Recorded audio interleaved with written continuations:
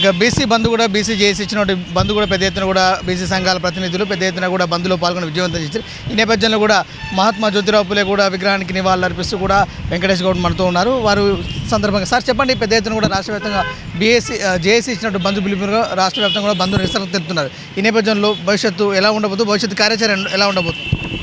ఇది పార్టీలకు అతీతంగా 42% రిజర్వేషన్ పెట్టి కామారెడ్డిలో మీటింగ్ పెట్టినప్పుడు బీసీ బిల్లు ప్రకటిస్తాం, మేము 42% రిజర్వేషన్ ఇస్తామని కాంగ్రెస్ గవర్నమెంట్ రేవంత్ రెడ్డి గారు చెప్పారు, రాహుల్ గాంధీ గారు చెప్పారు.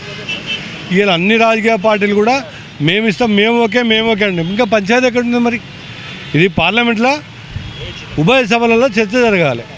రాజ్యాంగబద్ధంగా కావాలనుకుంటే కనుక ఫస్ట్ ప్రపోజ్ చేసిన కాంగ్రెస్లు కాబట్టి రాహుల్ గాంధీ నేతృత్వంలో పార్లమెంట్లో చర్చకు పెట్టినప్పుడు ఎవరైనా దీన్ని వ్యతిరేకించినప్పుడు దీనికి వ్యతిరేకం ఎవరు, దీనికి ప్రోత్సహిస్తున్నవారు అని తేలిపోతుంది.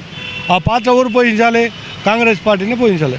రేవంత్ రెడ్డి గారు అఖిలపక్షాన్ని తీసుకొని ఢిల్లీకి పోయి రాహుల్ గాంధీతో సమావేశం అయిన తర్వాత పార్లమెంట్ సమావేశంలో ఈ బిల్లు గురించి డిస్కస్ చేయాలి. అప్పుడు దీనికి ఒక రూపం వస్తుంది. రాజ్యాంగ భద్రత లేకుండా ఉట్టి మాటలతోటి ఎవడు ఇష్టం వచ్చినట్టు బీసీలు అంటే ఎన్కాజ్ చేసుకొని చేసే ప్రయత్నం తప్ప రాజకీయ పార్టీలలో ఇవాళ మేము రాజకీయ పార్టీలకు అతీతంగా అందరం కూడా మేము బీసీ సమాజం గత 70 సంవత్సరాల నుంచి మొత్తం దోచుకోబడుతున్నాం. ఇవాళ విద్యా ఉద్యోగాలలో రాజకీయ పరంగా రిజర్వేషన్ అయితే తప్ప ఈ జాతులు డెవలప్ కావాలనే ఉద్దేశంతో అందరూ కూడా యావత్ తెలంగాణ మొత్తం కూడా ప్రతి గ్రామంలో కూడా బంద్ పాటించడం అందరికీ ధన్యవాదాలు. ఇది ఆరంభం మాత్రమే. దీని ఇంకా తెలంగాణ ఉద్యమం ఎట్లయితే స్టార్ట్ అయిందో అదేవిధంగా బీసీల ఉద్యమం కూడా స్టార్ట్ అవుతుంది. ఒక శైల రాష్ట్రం మొత్తం కూడా అగ్గి ఉట్టేసేలాగా తయారవుతుంది.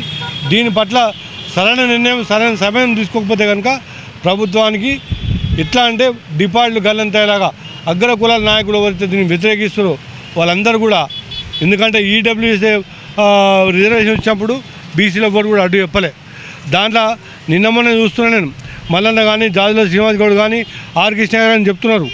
25 కొలువులు ఉంటే దాంట్లో 16 కొలువులు అగ్ర కులాలకు వస్తాయి, 6 పోస్టులు మాత్రం ఎస్సీ ఎస్టీ బీసీలకు వస్తాయి. ఏమన్యాయం! ఇవి ఈడబ్ల్యూఎస్ ఎట్లా ఇది చేస్తున్నారు వాళ్ళు. మరి అక్కడ అవైల్ చేసుకున్నప్పుడు ఇక్కడ బీసీలు అవైల్ చేసుకుంటే 42% వాళ్ళ ఇబ్బంది ఏమున్నది? 56% అని చెప్పి ప్రభుత్వమే లెక్కలు చెప్తా ఉంది. మేమెంతనో మాకంతా మేము అనుకున్నప్పుడు 56 కాదు 42% అయినా కూడా ఈ రెడ్డి వాడు ఎవడు కంప్లైంట్ ఇస్తాడు, ఆ రెడ్డి వాడు కూడా ఓకే చేస్తాడు. ఇది ఎంతవరకు న్యాయం? వానికి ఏం పోతుంది, ఆయన సొమ్ము ఏం పోతుంది? వాళ్ళని మనం అడిగా మేము తమిళనాడులో వేయలే, మరి తమిళనాడులో వేసినప్పుడు ఇది ఎందుకు వేయరు? ఇప్పుడు రాజ్యాంగం ఎక్కడ కూడా లేదు, రిజర్వేషన్ ఇంతే ఉండాలని లేదు. ఆ వెసులుబాటు ప్రభుత్వం ఇవ్వాలి, ఇస్తుంది. ఇచ్చే ప్రజల మీద వేయాలిగా కాంగ్రెస్ వాళ్ళు. మీరు ఇప్పటిదాకా డెలిగేషన్ ఎందుకు మాట్లాడలే? రాహుల్ గాంధీ పార్లమెంట్ ఎందుకు చర్చ తీయలే? వేరే అంశాలపైన నోటుకు ఓట్ చేయని చెప్పి దేశం మొత్తం తిరుగుతూ ఉన్నాడు. మరి బీసీ రిజర్వేషన్ కావాలి, కులగణన కావాలని ఆయన చెప్పిండు. మరి దీని పట్ల రిజర్వేషన్ పట్ల ఎందుకు అని చేయట్లేదు? దాన్ని అడుగుతా ఉన్నాను. దానికి సమాధానం చెప్పాలి. దీనికి రేవంత్ రెడ్డి గారు సమాధానం చెప్పాలి. మరి ఆయన ఏం చెప్తున్నాడు చూద్దాం. బీసీ సమాజం మొత్తం కూడా యావత్ తెలంగాణ ఒకటే బంద్ చేసిరు. ఇదో శుభసూచకం. రేపు జరగబోయే దీని తర్వాత క్రమేపీ బంధులు, రస్తారోకోలు, దాంతో రైలు రోకోలు, రాజ్భవన్ దిగ్బంధం, ఇవన్నీ కార్యక్రమాలు జరుగుతున్నాయి. తప్పకుండా బీసీ నాయకులు ఇచ్చిన పిలుపుకు తప్పకుండా స్పందిస్తాం. మా వంతు సాయం మేము నిలబడతాం.